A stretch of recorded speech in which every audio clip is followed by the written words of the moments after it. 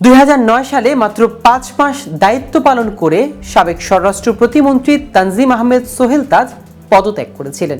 সম্প্রতি এক সংবাদ মাধ্যমের সঙ্গে তিনি নিজের পদত্যাগ এবং প্রধানমন্ত্রী শেখ হাসিনার সঙ্গে সম্পর্ক নিয়ে খোলামেলা আলোচনা করেছেন। বিগত আওয়ামী লীগ সরকারের শাসনামলে সাবেক স্বরাষ্ট্র প্রতিমন্ত্রী থাকাকালে সোহেল তাজ বিভিন্ন রকমের প্রতিকূল পরিস্থিতির শিকার হয়েছিলেন বলে জানান। গণমাধ্যমে দেয়া সাক্ষাৎকারে তিনি জানান, তিনি যখন পদত্যাগপত্র জমা দেন তখন শেখ হাসিনা তাকে গান শুনিয়েছিলেন। কিন্তু কোন গান শুনিয়েছিলেন শেখ হাসিনা? এ দ্বারা মূলত কি বোঝাতে চেয়েছিলেন সোহেলকে? এই নিয়ে বিস্তারিত থাকছে আজকের প্রতিবেদনের বাকি অংশে। কেটিভি নিউজ 24 চ্যানেল থেকে আপনাদের সাথে আছি আমি মাহমুদ রহমান সিয়া।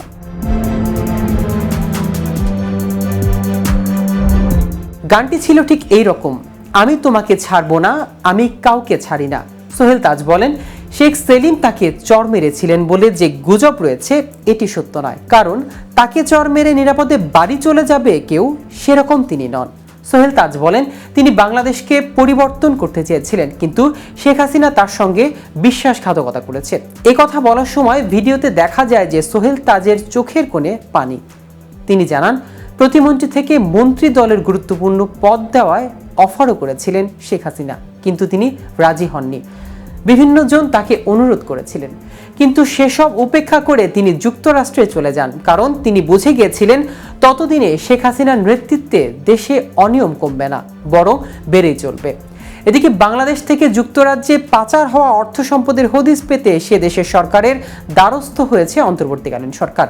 সাবেক প্রধানমন্ত্রী শেখ হাসিনা সরকারের সহযোগীদের সম্পদ যুক্তরাজ্যে পাচার করা হয়েছে কিনা তা তদন্ত করতে অন্তর্বর্তীকালীন সরকার এই উদ্যোগ নিয়েছেন।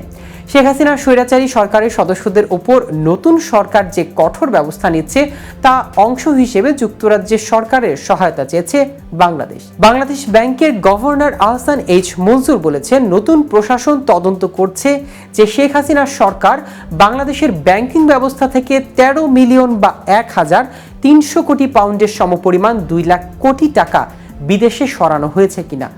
যুক্তরাজ্য সহ বেশ কয়েকটি দেশে বাংলাদেশের সাবেক সরকারের সহযোগীরা সম্পদ গড়েছে বলে কর্তৃপক্ষ ধারণা করেছে। যুক্তরাজ্য ছাড়াও সিঙ্গাপুর, যুক্তরাষ্ট্র ও সংযুক্ত আরব আমিরাতে সম্পদ গড়ে তোলা হয়েছে বলে মনে করেছেন তারা। আহসান এইচ মনসুর আরও বলেন, এক্ষেত্রে যুক্তরাজ্য সরকার বেশ সহায়তা করেছে। বাংলাদেশে নিযুক্ত যুক্তরাজ্যের হাই কমিশনার বাংলাদেশ ব্যাংকে এসেছিলেন। তারা অনেক কারিগরি সহযোগিতাও প্রস্তাব দিয়েছে। বিশেষ করে শেখ হাসিনা সরকারের সাবেক ভূমিমন্ত্রীর কেনা 150 মিলিয়ন বা 15 কোটি পাউন্ডের সম্পত্তির অর্থের উৎস সম্পর্কে বাংলাদেশ জানতে চেয়েছে বলে ফাইন্যান্সিয়াল টাইমসকে জানিয়েছে আহসান এইচ মনসুর। তিনি বলেন, এসব সম্পদ বাংলাদেশ পুনরুদ্ধার করতে চায়। সে লক্ষ্যে যুক্তরাজ্যের সরকারের কাছে সহযোগিতা চাওয়া হয়েছে। বাংলাদেশ ব্যাংকের সঙ্গে বৈঠকের বিষয়টি নিশ্চিত করেছেন যুক্তরাজ্যের কর্মকর্তারা, কিন্তু বৈঠকে কি নিয়ে আলোচনা হয়েছে সে বিষয়ে তারা কি কিছু বলতে রাজি হননি। শেখ হাসিনা সরকারের বিরুদ্ধে বড় ধরনের দুর্নীতির অভিযোগ করে আসছেন বাংলাদেশের সুশীল সমাজের প্রতিনিধিরা। বাংলাদেশ থেকে বিদেশে অর্থ নেওয়ার ক্ষেত্রে অনেক বিধিনিষেধ আছে। প্রতি বছর বাংলাদেশের নাগরিকেরা বৈধভাবে মাত্র কয়েক হাজার ডলার বিদেশে নিতে পারে। তো দর্শক, আজ এ পর্যন্তই।